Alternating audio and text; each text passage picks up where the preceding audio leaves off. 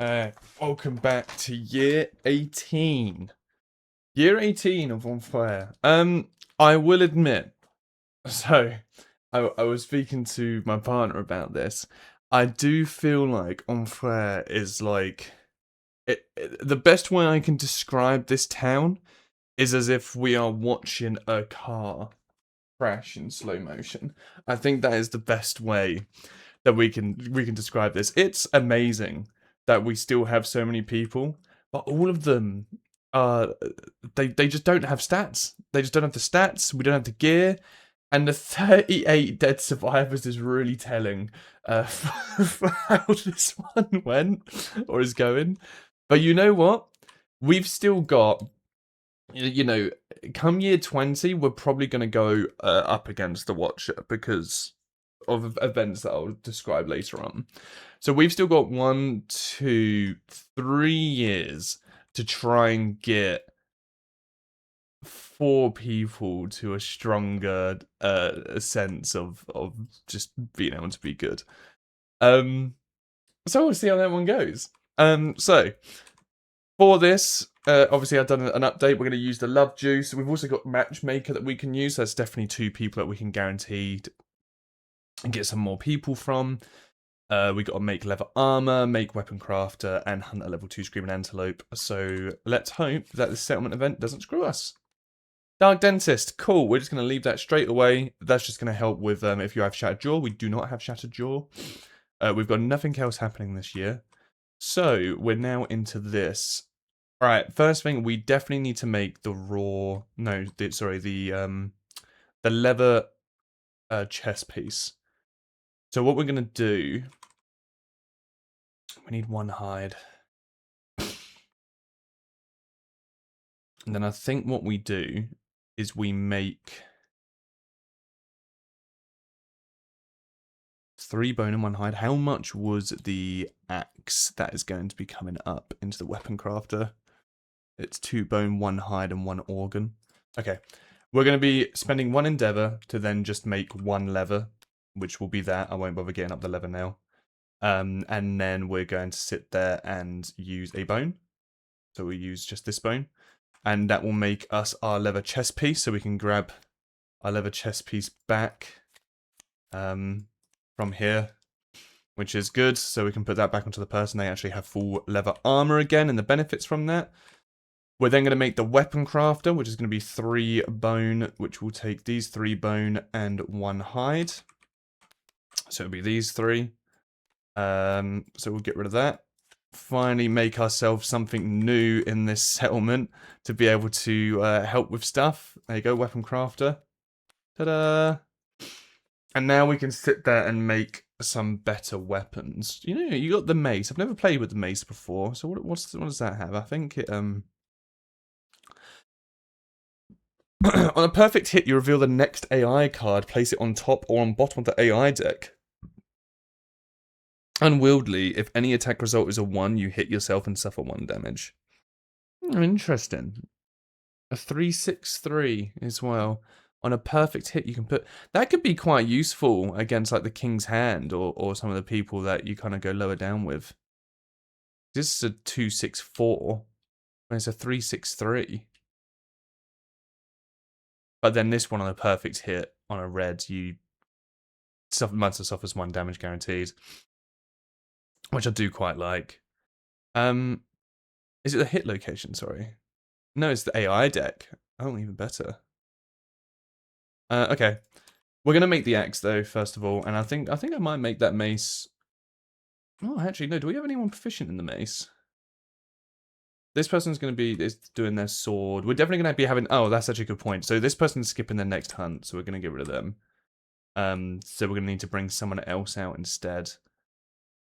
Who it doesn't really matter too much who we bring out. We could bring out Green. Like just both our saviors. In fact, that probably is a good shout. If we bring out both our saviors, they might be the only thing that actually tries to help us here. I would love to get efficiency in the club. I wonder if That's not a wound attempt. Can you have it so attacking on a perfect hit doubles your wound attempt total? Damn, that's really strong. It's just more the movement, like the cumbersome bit is the annoying part with that. So I wonder, does the Skull Hammer class as a club? I'd imagine so. And does it have cumbersome? It does not, but it does have less strength. So it's 7 pluses to hit as well. It's kind of only a -1 speed taken to the end of the day. That's kind of shit, I'll be honest with you. I don't really think the Skull Hammer's all that great. So we could just have this person be ready to do the I mean, a scrap sword is actually pretty decent, I think. And it gains deadly as well, which means on a 9+ it will be on a hit. 5 pluses to hit, but then you only have the 3 strength. We're trying to look for hard hitters, really. And, you know, the counterweight axe is one of the biggest hard hitters, or the Finger of God, which the Finger of God we could potentially do. We could go up against the Phoenix. Oh, we could go up against the Phoenix with a whole bunch of people that are not aged. Nah. I think we'll stick with Screaming Antelope for now. I think we might try and just go for that counterweight axe. I think will be good. No, I really don't know. Actually, I'm actually debating about the Finger of God. That it's kind of huge. It is kind of huge. The 5 strength. Basically, with the Watcher, you can bring retunes, I don't know how they're pronounced, but into the fight. And if you have a retune adjacent to you, you get 6+ strength onto your attack to be able to wound. And the Watcher's going to have the amount of toughness that we have gone through years. So he would have 20 toughness. Obviously, we have no strength at all. We have terrible strength. So right now, we need like perfect hits to be able to wound him. Whereas if we have 2 retunes next to us, that's 12. So it would mean that we only need an 8 to be able to hit him. So then if we end up getting a weapon like the Finger of God, that would be a 3 to be able to get a wound attempt on him. But mind you, I don't think it's actually too bad being the end of the world. Maybe this Bone Club actually stays in. Actually, not even Bone Club, sorry. Like, the other axe we have that has 4 damage, there's still a 4+ to hit. It's kind of high likelihood. Same with the thing, yeah. Okay, we're gonna make this axe. So it's 2 bone, 1 hide, 1 organ. So these are the last 2 bones we have. This is the hide we have, and then we're just gonna get rid of the bladder because I don't think we need it anymore.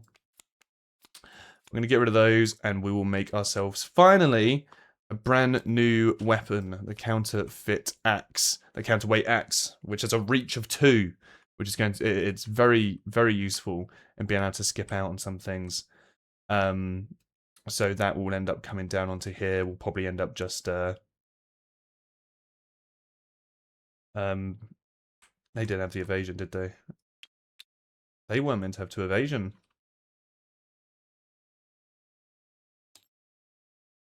Yeah, they weren't meant to have 2 evasion at all. Oh wow.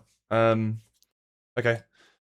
That's a misplay on my part. Things that you find out after when you're coming through it because you're rushing too much. Okay, well we'll fix that in a bit. Right. So we made the leather armor, we made the weapon crafter, we're hunting the level 2 antelope. We're going to use this love juice potion, and we are going to perform intimacy. So that is going to, oh, we also need to get rid of one of those for making the weapon crafter.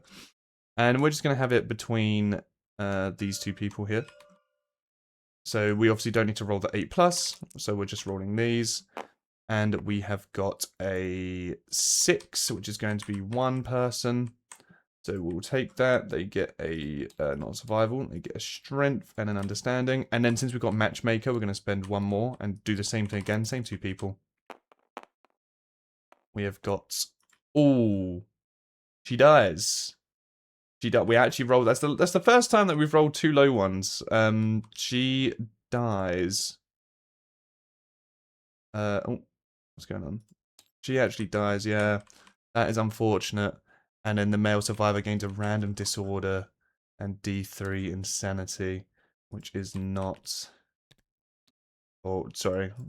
3 insanity and a random disorder, which is not ideal. We made 1, we lost 1. And they've gotten the apathetic. You cannot use or gain survival. Terrible. Really bad. We're actually just going to use this last endeavor and use him to fuck. And we'll see if we can get an 8+. That is a shame. Cool. Right. That's that then. Let's go into sorting out our people that have been departed with. Yeah, that mail was pretty bad. I don't think we really care too much about them. Let's put green onto green, and then let's put Jimmy onto white. So in that way we're not getting confused with our coloured schemes that we've got going on here. Even though he does have an affinity in red. It's confusing us. Let's also move this around so it's actually the correct variation. In fact, you weren't even meant to have two... Oh, sorry, yeah, one... Oh, no, you were meant to have 2 evasion. Don't worry, no, I was right. I was right, I didn't do it wrong. In which case, obviously we don't need the line guitars anymore. We are going to be using this counterweight axe, which is going to be more beneficial for us. I'm honestly wondering, like, honestly just sort of keeping it like that. I don't actually think that's too bad of a shout. We've still got the 2 evasion, and we're just going to be going in with being able to dual wield axes. I don't think that's too bad. The sword is still good. We just need to get better armor here. Put the chest piece in, like so. And this, obviously, they have the bonus 2 evasion from that, and they have the bone club. I suppose for now they'll just keep the bone club. We don't really have another weapon. I think I do want to make that mace. Then we got the guitar, and we got this. Yeah, it's just armor. I think is our big downfall at the moment. Cool. I think that's fine. Yeah, we will go out with these guys. We'll be going up against another level 2 screaming antelope, I want to say. To try and get some gear. We need to put our party back. Right, let's see who's going first. The second person, which is going to be green, fittingly called green, remember, will move ahead. Hopefully we don't get screwed over with this one. Each survivor may scavenge and roll 1d10 on the table. Alright, yeah, we're just going to do that straight away. Sorry. The person who has, like, all of the armor, white, is going to be the one that does the roll here. I'm only going to have one person do it. Because we're not desperate. You find nothing of use. Cool. That means if no one's got... We scavenged, so now we don't need to roll again. We go next. We're not desperate to try and get the big flat tooth. 77. Sinkhole. A gaping sinkhole suddenly opens under the survivors, revealing a swirling black pool of ichor beneath them. Each survivor rolls 1d10. The lowest scoring survivor, or survivors in case of a roll, becomes a straggler. So, roll. We got a 5, a 2, a 7, and a 1. It is Jimmy Beast who is going to be getting sunk into this hole, which is not very good at all. Each straggler rolls 1d10. No one has the whip, so it doesn't matter. Each straggler adds plus d. If any other survivor has a whip, they throw a line to the straggler. Each straggler adds +4 to their roll. Which we don't have. So let's hope that we don't roll a 1 again, because that was devastating. It's a 9. You are dragged to safety, terrified but unharmed. Cool. We will take that. I think that's the best thing that we could have got. Go next. Some unseen force has set off a massive migration result, but damn. 1, 2, 3. They're now all the way on the other end of the board. That is terrible. Let me go next. Yeah, that's bad. That is 41. Nightmare. The event revealer dreams of an upcoming hunt. The great beast vanishes during their battle and secretly follows them back to the settlement. They helplessly watch as it devours all they know and love. The event revealer gains 1 plus D10 insanity and -1 token.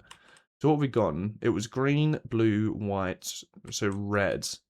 So they have a D10 of insanity. 6. And then they get a -1 evasion token for this run. Which isn't the best. If the settlement has a savior, they appear in the dream and defended their home. The event revealer gains 1d5 insanity. Which to that they did. I realized I need to put the departing thing for people. So that's a 5 insanity. So they actually go up to a 4. I need to put the departing bonuses on these people. Which is 1, 2, 3, 1, 2, 3, 1, 2, 3. So nice. Yeah, we had them. Cool. If no survivor in the settlement or hunting party has a twilight sword, the event revealer envisions a maniacal version of themselves wielding the blade and gleefully slaughtering the beast. They await to find a twilight sword at their side.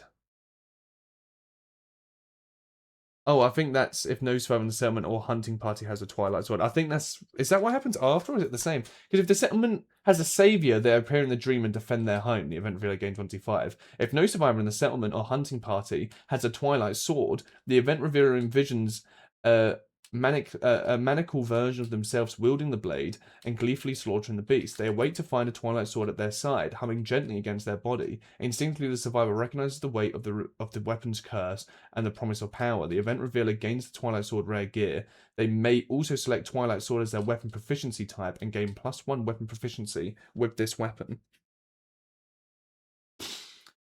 It doesn't say and if. I think that just happens, which honestly really fucking sucks because we were so close to reaching max level with the Katars because it is going to be Alone that's doing this because they were the hunt revealer. Just to guarantee it was green, blue, white, red. So unfortunately, it is red. Oh man. It's both good and a bad thing having this Twilight Sword to try to bring it up, but it's yeah, we're gonna have to take it. We're gonna have to pick it up. What we'll do is we'll get rid of the bandages because you can't like carry it in the gear grid below you. We're gonna get rid of the bandages. We'll pick up the Twilight Sword and chuck it into here, and then with the Twilight Sword being into there. What was the other thing? We can choose to... The event revealer gains the Twilight Sword rare gear. They may also select the Twilight Sword as their weapon efficiency type and gain +1 weapon efficiency. I'm just going to take the risk and do that. It would be nice to have this on a perfect hit with the Katar. When you're knocked down, you remove all +1 evasion tokens. Like, having the extra evasion. We're kind of after more damage. So we're going to do that. Twilight Sword. And we get to get +1 proficiency with that. So we're all the way back down to there. And now the Katar specialization disappears, unfortunately. KDM giveth, but it also taketh away. Cool. Alright, we're going to the next one then. Hopefully we can just get really proficient with the Twilight Swords. That is basically what we are after. Because also we got to think, we've just done the Hooded Knight, so we're not going to get him again until 21, but hopefully we're up against the Watcher beforehand, so the Hooded Knight won't come into a play straight away. What do we get? 73. That's really long. Golden Ember. The way forward is blocked by dense gold-flecked smoke. If the survivors have a final lantern, no, it guides them through the smoke without any trouble in this event. The survivors may push ahead and brave the smoke. If they do, each survivor gains 1 courage and the event revealer rolls 1d10. If they don't brave the smoke, they take the long way round. Roll again on the hunt event table before moving forward. Okay. So on a 1 to a 5, we get a disorder. On a 6, we escape the smoke. The survivors carefully descend into the crater, finding ruins of a settlement surrounded by rings of skulls. The settlement is absolutely demolished and almost everything going in. At the start of the haunt, rolls a d10. On a 1, loads of bad stuff happens. On a 2, we get a broken lantern. On a 5 to an 8, we get 2+ endeavors. On a 9+, it's more Twilight Sword stuff. You may nominate a survivor to gain the Twilight Sword, add it to the year 2. Yeah, we're going to ignore it, and we'll roll again on the hunt table. I think that seems like there's too much bad stuff that can happen there, and I am against that. That is a 2. We've had this before. Corpse. The survivors are overcome by sudden chill, their breath seizing in their lungs, the survivors' teeth chatter mercilessly. All survivors lose monster level survival. At the center of the sudden frost is a perfectly preserved corpse. If the settlement has cannibalized, which we don't, if the settlement has graves, the event revealer examines the corpse and gains a courage and an understanding, so we will get that. So we just get a courage and understanding, and we all lose 2 survival. So 1, 2, 1, 2, 1, 2, 1, 2. The revealer was what? Green, that color, white, red, green. So it's back to green. That's got on this one. And they gain a courage and an understanding. Boop, boop. Cool. And that is that one done. So now we need to do the darkness event. So if I remember correctly, with Birth of a Savior, I think they always get to. I think I'm just making shit up. Yeah, I'm just making shit up. I swear I remember reading something that they always just got to go onto the brave one when going through the darkness event, but I'm clearly just making shit up from somewhere because I can't read it.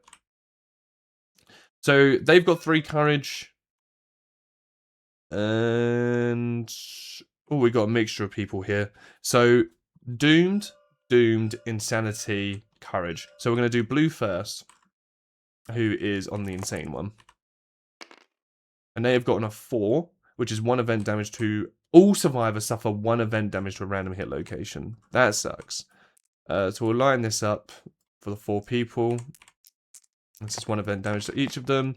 So that is to the legs. This one's to the arm. This one's to the waist. And this one's to the body. That's them done. Now we're going to do the doomed, which would be Green and Jimmy. 4 and a 1. So 4, they lose half your survival rounded down and you gain PTSD. Well, that is all of our survival, unfortunately.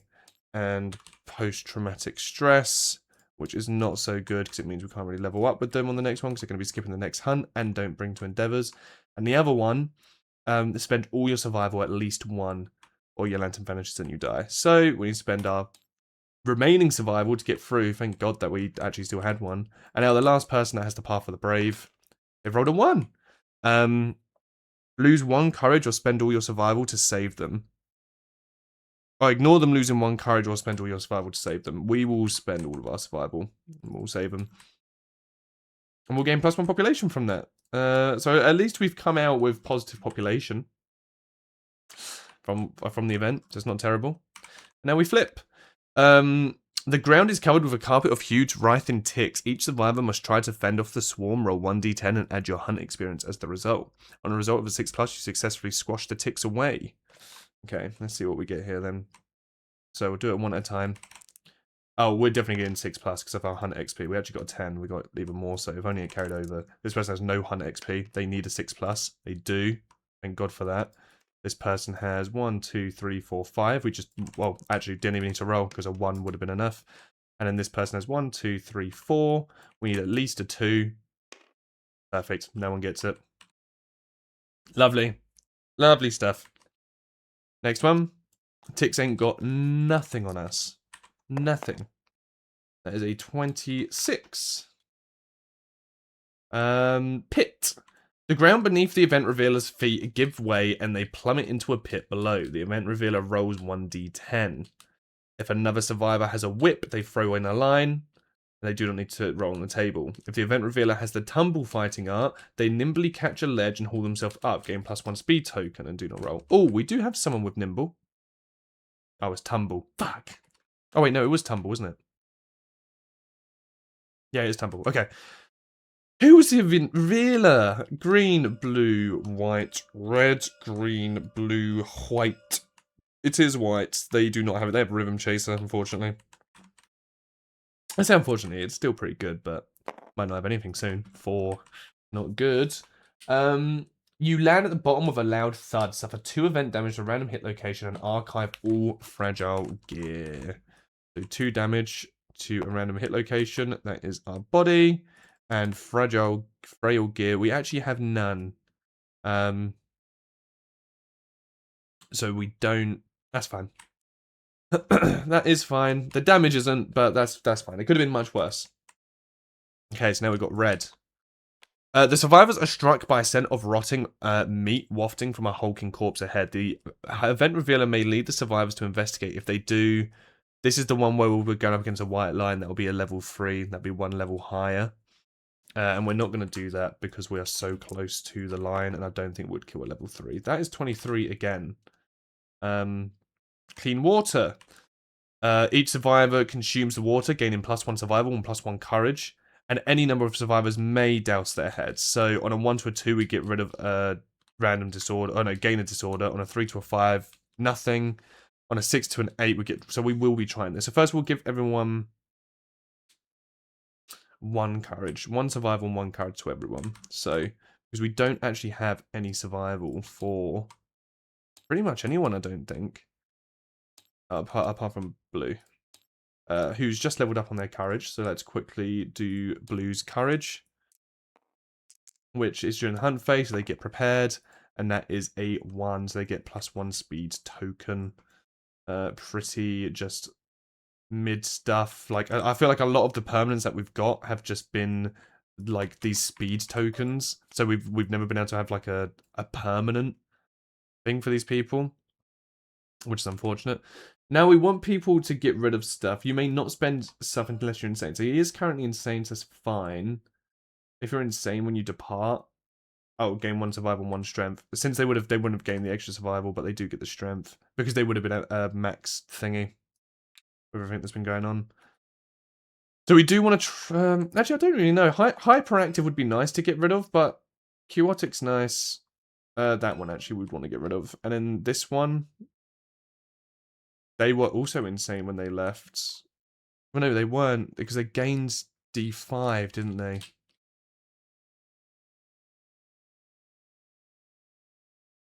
I can't remember. The indecision would be nice to get rid of. None of them are, like, terrible to do for the thingy. Oh, we might as well risk it. We're going to risk it with blue. We're going to give them a roll.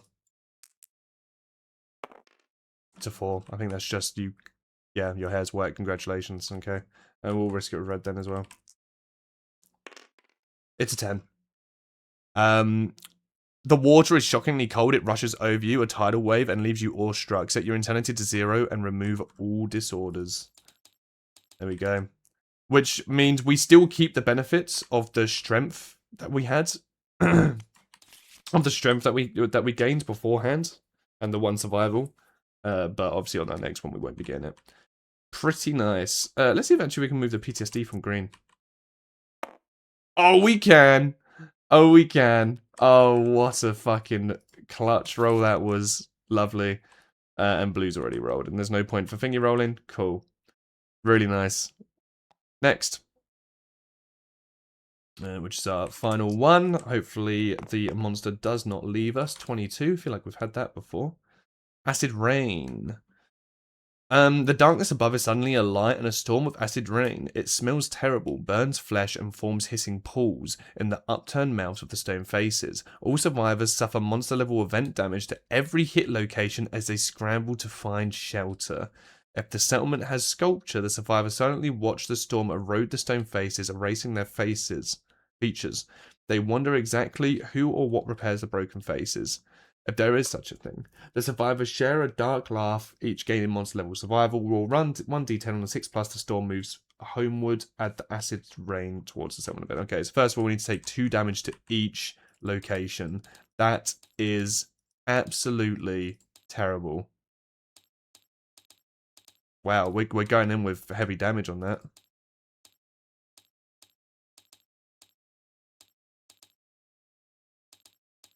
Yeah, really bad. We just gotta hope that we kill this guy relatively quickly. And then on a 6+, the rain goes home. We're doing the one on the left. Fuck, man. They were both 6+s anyway. The storm moves homeward. Add Acid Storm settlement event to the timeline next year. Acid Storm. Not good. Not good. Okay, and now we're going into the fight. God, it's been such a cursed run. Such a cursed run. Oh, we got Dead Monster. We did. I was literally sitting there thinking in my head, please, game, you've got to give me something as a way of like apologizing for the things that have been going on, and we just got Dead Monster. So if you remember from the previous ones, Dead Monster allows us to basically start anywhere on the board and go first, which means that the person with the club can actually try and get proficient. They've got an X proficiency.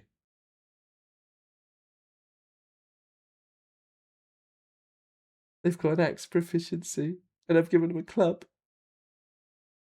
Oh, it doesn't matter. It doesn't matter. We're here now.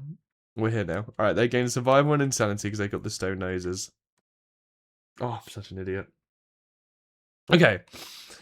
We're obviously going to have Alone go behind, and then we're going to have Jimmy B go behind, because those two are the ones that are going to actually potentially get some stuff done, or are going to need the little extra assistance for the damage.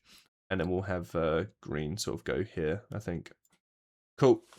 We're just going to go straight into the attack and the event here. Oh, actually, they also get... Oh, on to party games, by the way, yeah. We're going to go straight into the attack here. We do need to give an evasion token to this person because of Rhythm Dancer.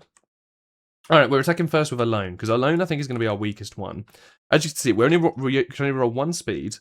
Our accuracy is 9 minus the Twilight Sword proficiency. So our accuracy is currently an 8. But we've got an accuracy of +1, so our currently is currently a 7. And since we're behind the Antelope, it's currently a 6. So this is going to be our best chance to try and get a hit off for it. We want to at least deal 1 damage to it to get our weapon proficiency up, because the more we get our weapon proficiency up, the easier it is for us to hit. So yeah, there's 8, 7, so it'll be 6 pluses for us to hit with this. We miss. I will surge because I really do want to try and get this if we can. My fucking god, Oh. It's... Oh god, man. Alright, Jimmy B. Jimmy B. Alright, we're doing 2. We're looking for 5 pluses here to hit with the club. That is 2 hits. Is there anything here? I don't think there's anything on a perfect hit here. So that's 2 hits. 1, 2, blam blam. On a failure, we need to spend, and on a failure, we gain insanity, and we need to spend to do other stuff. So, we have got 5 strength, 7 strength, 3 pluses to be able to wound this. It almost fucked me. That is 1 hit. And then that is a crit. Gain 1 Screaming Antelope resource. Twitching, your tiny fingers rain down. All adjacent survivors gain +1 insanity. Really nice. So we are adjacent. Red is adjacent. And green is adjacent. And that is a crit. Put that there. And we gain 1 random Screaming Antelope resource, which we'll put here. Oh, look at that. It's a large flat tooth. Now we'll have green do a hit. And green's going to trigger the blood paint. So our first one we'll do is for the counterweight axe. So on a 2+. On a 2+, what am I saying? On a 6+. So we hit once. Oh, actually, we're meant to have 1 extra speed. Hold on. Okay, it's still just 1 hit. If you hit with a club or shield, you get +2 bonus. No, we don't. We're not doing that. We've got 5 strength, so we literally need 5 to be able to hit it. Bang on a 5. That is a hit. And now we're going to hit with the other one, which is another 3. Don't hit it at all. Completely miss it. And then we're going to, with Dinglefoot, shoot with the cat bow from a distance. Which gives us another extra speed. So we've got 3. 6 pluses for us to hit here. 1 hit. It would have been 2 hits, but it had to roll over. On a reflex, it's going to turn the monster to face away from the attacker and full move forward in a straight line, which isn't good. It's going to hit someone on a reflex. That's just guaranteed going to happen. 6 is to hit. That's a 9.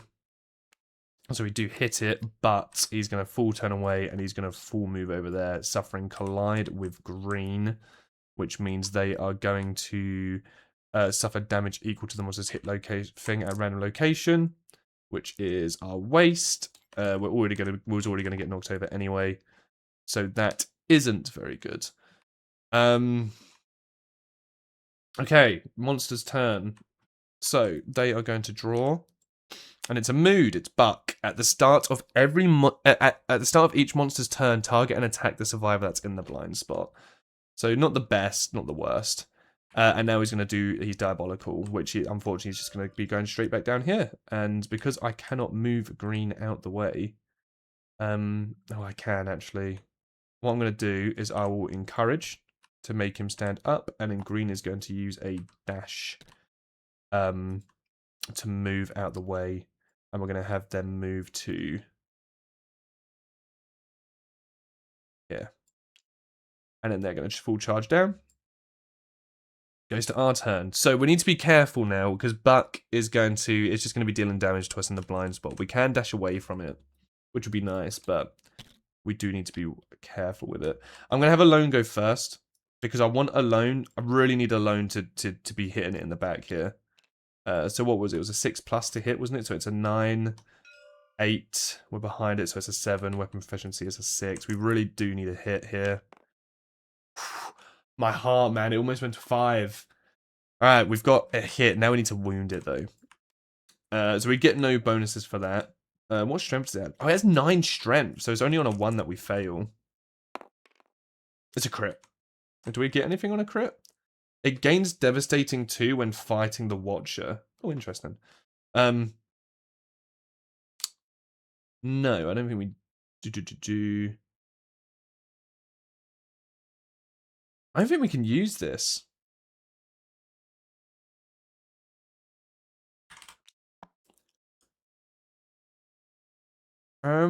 Which would really suck, but I don't think we can use it because it's got sentient. I just saw it on the thing, and I was like, don't you need like less than 3 understanding to use sentient? A gear special rule: survivor must be insane to activate this gear. They must be insane to activate it, and they're not insane. Yeah. So I don't know. We need to ignore that. That roll did not happen. We're just gonna redo what this person's done. That sucks even more now because they need to be insane to activate this gear. I can't even get my weapon efficiency up in my Twilight Swords during this. We've got 1 red connected, but we don't have a blue. Do we have anything that can help? We don't have anything to help us gain insanity apart from the stone noses, but that's for someone else, it's not for everyone else. I'm just trying to think of a way how we can actually make us go insane. I think it would be taking brain damage to be able to roll a D thingy, but if that's the case, we're going to redo our attack there, and obviously we'll use the Beast Knuckles. We didn't hit with the last time we used it, the Twilight Sword, so it doesn't change anything there. So we're looking for 4 pluses to hit. That is 1, 2, 3 hits. We've got a perfect hit as well. That sucks. That does suck. First strike, we're not insane. So we suffer 1 brain damage. So we are 1 brain damage away from potentially going more insane and rolling a high to be able to get that. We'll do it in that order. So we've got 4 strength, an extra 2, 6. It's 4 pluses for us to hit. That's a 1, so no. That doesn't hit. And we've got another 1. I'm sorry, game. What's going on there? An 8. Okay, thankfully we got a hit on the one that actually mattered the most there. Okay. We will have Jimmy move then, because they haven't moved, so we can have them smack with the club. So we're looking for 6 pluses. What is going on? I can't even search, actually. What the fuck is going on? Okay, green. 1, 2, 3, 4. Yeah. 1, 2, 3, 4, 5. Gonna move green to here. And we're gonna activate both our things. We're actually gonna go with the bone axe first. So it's 5 pluses to hit. 1 successful hit. No downside to it. And then 8 So we got, that's definitely a success. 4, yeah, we needed 6s. So that is 1 hit. And then because we're then using the counterweight axe, rolling another 3. 5 pluses to hit. 1, 2, 3 hits. 1, 2, 3. Got to remember as well that on a perfect hit, we do not suffer a wound, but... And of course that last one's the trap. Why wouldn't it be the trap, guys? Why wouldn't it be? Suffer 2 brain damage per monster level. So he's level 2. So I suffer 4 brain damage. 1, 2. Gonna have to roll for that. Knock down. Knock back 5. 1, 2, 3, 4, 5. Is it all adjacent? All survives adjacent to the monster. So green needs to roll. Let's roll greens actually before we forget. Green is dead. Green has died.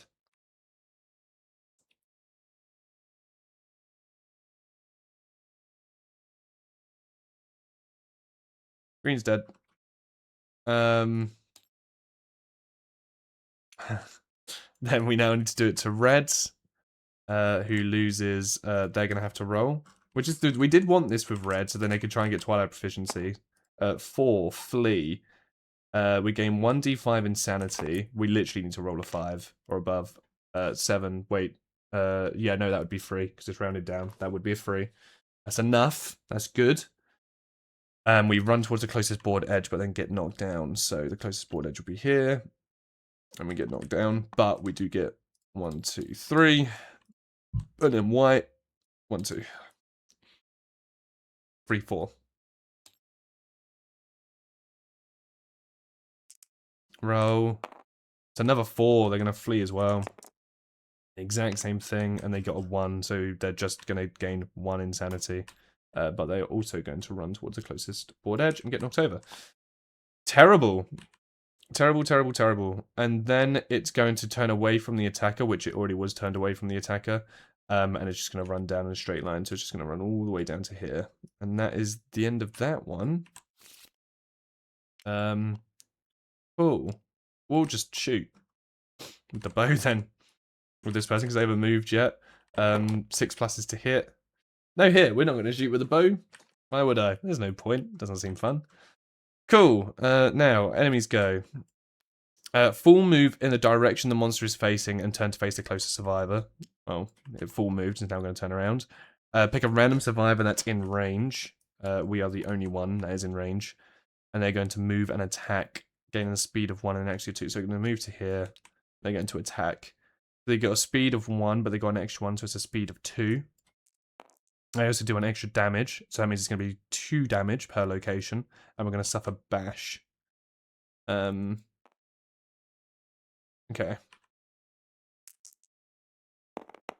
So we'll do the roll.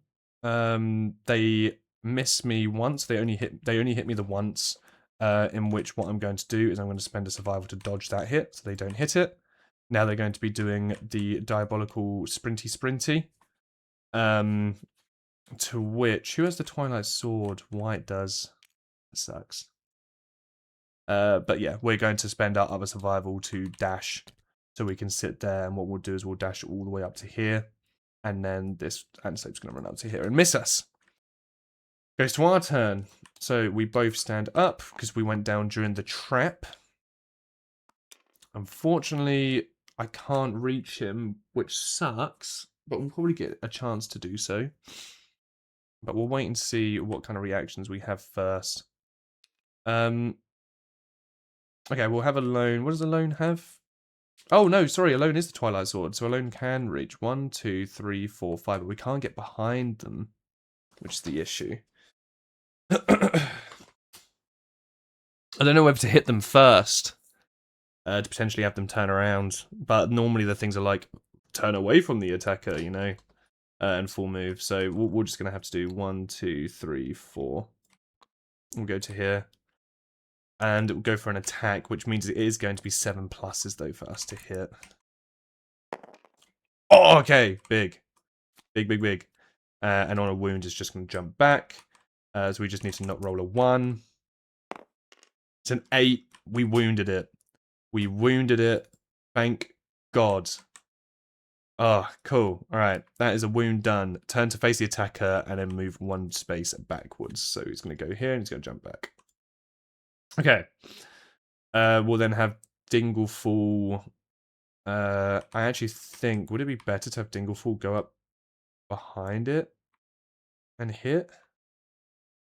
I don't think so. Yeah, so still has quite a lot of health. We're going to shoot. 6 pluses. 1, 2 hits. That sucks. Oh, we're not in it. Oh, thank God for that. It doesn't suck. First strike, we are insane. So if the attacker is insane, cancel all hits and then their attack. So that's that done. Cool. And then we're going to have Jimmy move up to here and use the shield. Because that's all they can do. Right, no, thinking you're dead. Sorry. You're meant to be here. Right. So, monster's turn. So we're going to flip the cards. Random survivor in range. It's going to be all of us. So we're going to roll, roll, roll. That is a 4. That is a 2. That is a 6. It is going to be blue that gets targeted here. So I believe he's going to turn. The Scream Antelope begins to stomp and snort excitedly. Gurgled moan sounds from underneath its mouth. Turn to face the target. Roll 1d10. On a result of a 4+, they suffer 1 brain damage per monster level and is knocked down. So we'll suffer 2 brain damage and get knocked down on a 4+ or 6+. So we take 2 brain damage and we get knocked down. In addition, if the target is insane, which we are, we get knocked back 5. 1, 2, 3, 4, 5. And now it's going to trample. So it's going to be between red and blue that it's going to go for. We got a 7, we got a 3, it's going for blue. So he is going to full move, and unfortunately, what that's going to do is that's going to suffer a double collision, I believe. So the first collision is we're doing that, which is the arms. So we're taking 2 damage to the arms, which means we now need to roll for the arms, which is dangerous for us. We're doing the one on the right. 4, disemboweled arm. Lose an arm. You can no longer activate 2-handed weapons. That's why it was dangerous for us. So we just gain a bleed token. Yeah, that is unfortunate. No. I can hate when this happens.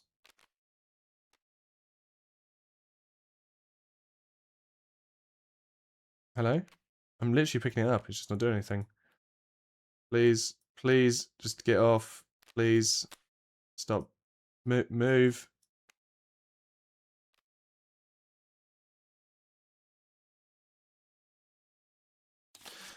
Okay, dismembered arm. Oh, it's a severe injury anyway. All of that. Dismembered leg, disemboweled, dismembered arm. There we go. So we're going to give that to our person. That is, to be fair, they're proficient with the sword anyway. We should have been hitting them with the sword. So we can't use it anymore now. We can't use the thingy. Okay. Right. So now it comes to Argo. They stay knocked over because they got knocked over during the monster's turn. Alone can't come in and do another hit. We're going to attack with the Beast Knuckles now because we have hit with the Twilight Sword. And Thingy can't come in for a hit either. So what we'll probably do is you're going to move down to here and you're going to try your luck at the Acanthus plant. To 3. Don't believe that's anything. Yeah. And then Alone's going to move down to here and they're going to try their luck at the dead monster. That's a 1. I think that's just you. I think I rolled a 1 last time, you know. That I went up. Okay, I've done that. And yeah, that's it. So we go next turn. Monster's going to closest knockdown survivor. Well, would you believe? And it's going to be 2 extra speed, 2 pluses to hits. It hits on both of them. It's going to deal 2 damage to our body, which means we're rolling for our body. So, oh, wrong person. Okay, we're rolling for our waist. Just rolling for our waist. 6. Destroy genitals. Gain a random disorder, knock down. So 3 insanity, 1 bleed. So that's another bleed. 3 insanity, 1, 2, 3. We need to get the destroyed genitals, so it means that they can no longer. We literally just had our genitals crushed by the screaming antelope. What an asshole. And then we get a random disorder as well, which is prey. So we can choose to move the. We need to replace one, I believe. Oh shit! During the showdown, was meant to move. That's unfortunate. We should have done some extra damage, but we did do. And now he's going to trample, which the only person he can trample is the person that's right in front of us. That means he's going to run directly through them, and that's going to do another 2 damage to them at a random hit location, which is the waist, which means we're rolling for the waist again. I think blue might die. It's a 1, so yes, they are. Blue dies, but everyone else gains a survival. Isn't that nice? You know, red gains a survival and white gains a survival. My fucking god. Right, that's the end of that turn. We're just gonna have. We're sort of out of range at the moment, and so he's probably gonna run towards an acanthus plant, which will be this one. That's the closest one that he'd be able to eat from.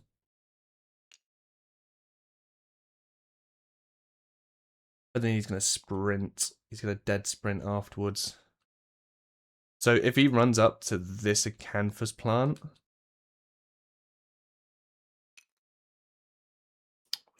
Yeah, if he runs up to this acanthus plant, no one's going to be in range. He's going to then dead sprint upwards.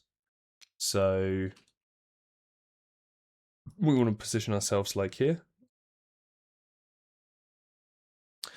And then Jimmy Beast, I think, is just going to move on up to here then. Both of them are going to put up their shields just in case I miscalculated that. And then we go to the monster's turn. So they are going to flip this. Closest knockdown survivor, furthest threat in range. None of those are true, so it's going to graze. So it means it's going to full move up to here, which means it's going to take this acanthus plant. It's going to heal 1 wound. So that goes over to heal here. When it heals. And now it's going to do its this one. Its big trait is trample. No one's in its plus sign, so it's going to full sprint all the way up to here. Now it comes to Argo. So, Alone is going to run right behind it, and we are instead going to attack with the Tooth and Claw. Actually, where were we? We were here, right? Because we could go 1, 2, 3 and get the benefits from it. Your weapons are your claws. Gain 1 speed and 3 strength. We could do that. I think that might be worth it. We're going to pounce. So that's the 3 movement. So we go to there. So we've got 4 from that. We get +1 speed from that. And then we're going to be getting 2+ strength as well. So it's 5 pluses to hit. Oh no, because we've got pounce. 4 pluses to hit. So 1, 2, 3, 4 hits. We also gain the extra strength from there. 1, 2, 3, 4. But we got no trap. That is going to be 4 strength, 5 strength, 6, 7 strength, and it's just ones. Ones will fail. So we'll do that one first. Oh, if the wound roll result is even, suffer brain damage. If the wound roll result is odd, gain insanity. Can we take a brain damage? We can take a brain damage. We're not using the Twilight Sword anymore as well, so that's fine. This one, on a wound, on a result for 3+, they are brutally kicked back. That's if we're in the blind spot. We're not. That's fine. That's fine. And the reflex consumes a weapon. This is all fine. So it's just ones that we do not want. It literally bounced on 1 to begin with. So that's 1 hit. And what was it? A 7. And if the wound is odd, we gain an insanity. So our insanity goes up by 1. Oh. Let's not go there, dice. Okay. There we go. Then we've got a 2, which is still a successful hit. We're not in its blind spot, so that doesn't take effect. That is a 5, which is a successful hit. We put that away. And then this one is a critical. Gain 1 Screaming Antelope resource. Don't mind if I do. and persistent injury. When the monster collides with a survivor, you're drenched in blood and gain 1d10 insanity. Cool. It is now down to 5 health. And then we're going to just have... You can't really do anything. So we're just going to have him move up to here and then try their luck again at a plant. Maybe. A 5? Is that a survival, I believe? Yes, that is a survival. And we archive. Okay, monster's turn. They are going to closest knockdown, knock survivor, furthest threat in range in field of view. So it's going to be Jimmy B. He's going to be going for. So he's going to move over to him. And that is going to be 2 speed. On a 5+, they hit. And deal 2 damage. They hit both. That's going to be 2 damage to 2 locations. Oh, I've realised they're actually meant to have this. Body, 2 damage. So that would then be 1-2. Or 1-2 now. And then waste, 1-2. As they'll be knocked down. And now they're going to do their trample. So it's going to be between white and red, who they go for. We got a 4, we got a 10, so it's going to be white. What we can do here is we can sit there to encourage to get white back up again, and then we're going to sit there and dash. And we're going to have them dash... to here. And then that will be their sprint over to here. And then that is their turn done. Comes back to us. Right. Unfortunately, Jimmy can't... Oh, he can, actually. So we're going to have Jimmy move to the blind spot. And then we're going to have them... They have to dash, because that's what cumbersome is. You need to spend a movement as an additional cost to activate this. So we moved, spending the dash to gain that movement back. And now we can hit with it. So we're on 2 pluses to be able to hit here. Well, I say 2 pluses, sorry. 5 pluses to hit. That is 2 hits. Hopefully no trap. If we wound this one, they get -1 movement, and on this one, they eat our weapon. We have got 5 strength, 2 strength, 7 strength on a 3+. We're successful. That is a 1. I cannot believe that. That's a 7, so that's a hit. At least we've got 1 hit off. We can't surge. Oh, we can, actually. We can surge. I do want to use the dodge. And I also want to use the thing. We have Rhythm Chaser. Oh, we got knocked down, actually. We need to remove that evasion. I might just surge. Yeah, fuck it. I'm going to surge and hit them with my Fist and Tooth. Why not? 7 pluses to hit. That is 2 hits with the Fist and Tooth. And it's the trap. Okay. So we suffer 2 brain damage per monster level, which means we need to be rolling for the brain again. Which is a dead. It's just... You just can't make this up, man. You can't make it up. You cannot make it up. Lands on his belly, turn the monster directly away from the attack, and he's just going to full move over to there. Wow, okay. Right. Monsters, we still got thingy to go, don't we? So he's probably going to move over to here to eat. And then he's going to full move forwards, so we're going to want to move up to here. Okay, monster's turn. We're going to flip this. Full move, monster in direction is facing away. Random survivor in range. We're not in range. It's going to graze instead. So it's going to move over to here. It's going to heal 1 HP. That's going to disappear. Then he's going to trample, which is going to make him run all the way over to here. I'll go. Okay. Do we have any survival? We don't. So we're going to get hit in his blind spot if we go into his blind spot. I don't think we need to go into his blind spot, though. We're just going to go to here. And then we're going to attack with the knuckles. So it's just going to be 4 that we're going for here. 6 pluses to be able to hit. That is 1 hit. No downside to it. 4 pluses to hit. That is a hit. So, cool. At least that's a damage. We can't surge or do anything else, so... Yep, that'll be the end of that one. Now it goes to the monster's turn. Closest knockdown to furthest threat in range is just going to be us. So he's going to turn towards us. He's going to roll the 2. 2 plus accuracy. We've got -1 evasion. Literally only ones can make him fail. Both of those are hits. That is 2 damage. Which is to our legs and body. And then he's going to full move the Screaming Antelope and straight line from all survivors. So he's going to just go all the way over to here. Which actually works out pretty well, because now he's going to do his diabolical trait, and I'm the only one in range, so he's going to now sprint all the way back to us, but not hit us. So that actually worked out. That was pretty nice of him. It comes back to Argo.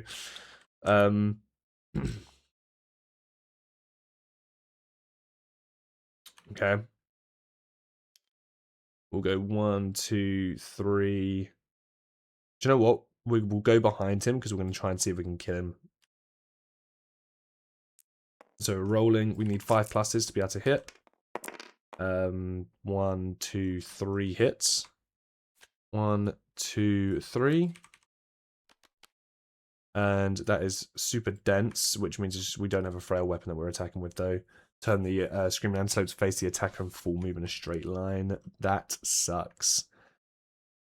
Might be best to do this just in case we fail. I don't think we will, though. So we've got 4. We need 4s to hit.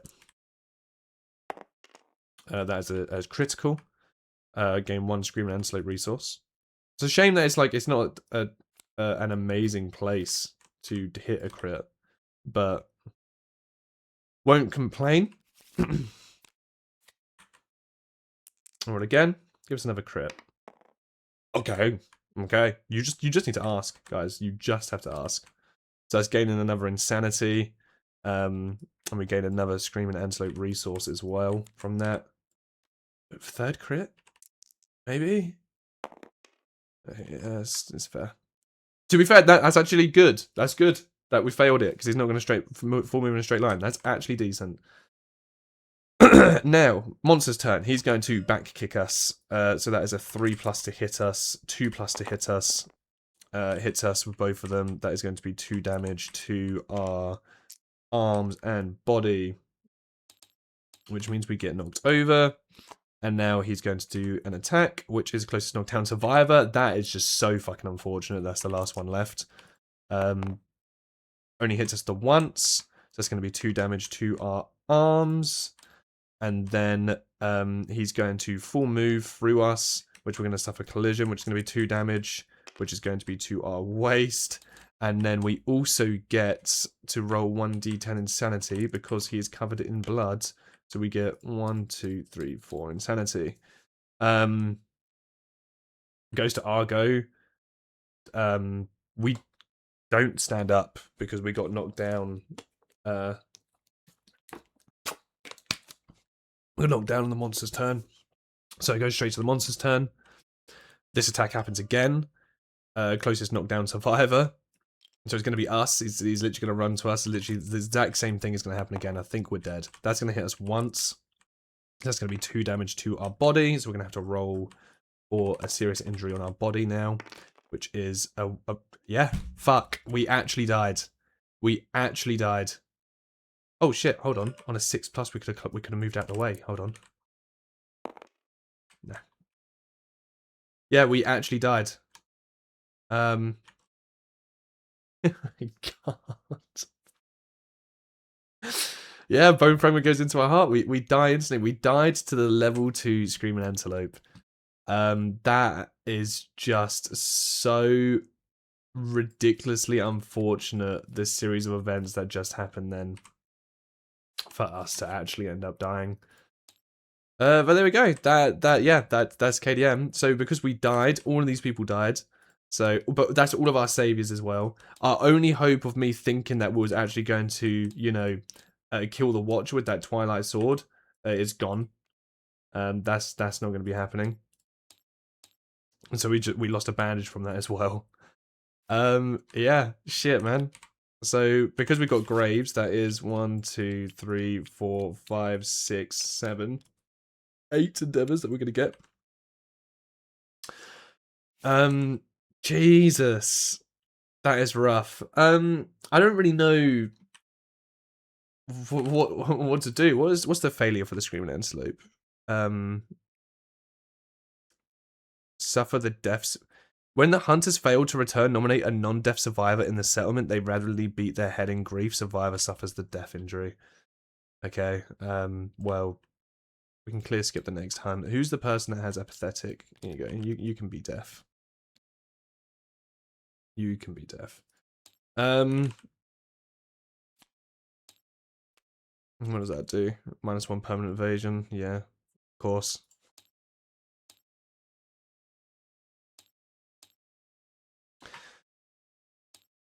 Yeah, so that's rough. I really don't know what to be doing for the next time now. Like, I had like some little hope come back into me when we had that Twilight Sword come in to be able to get proficiency for it.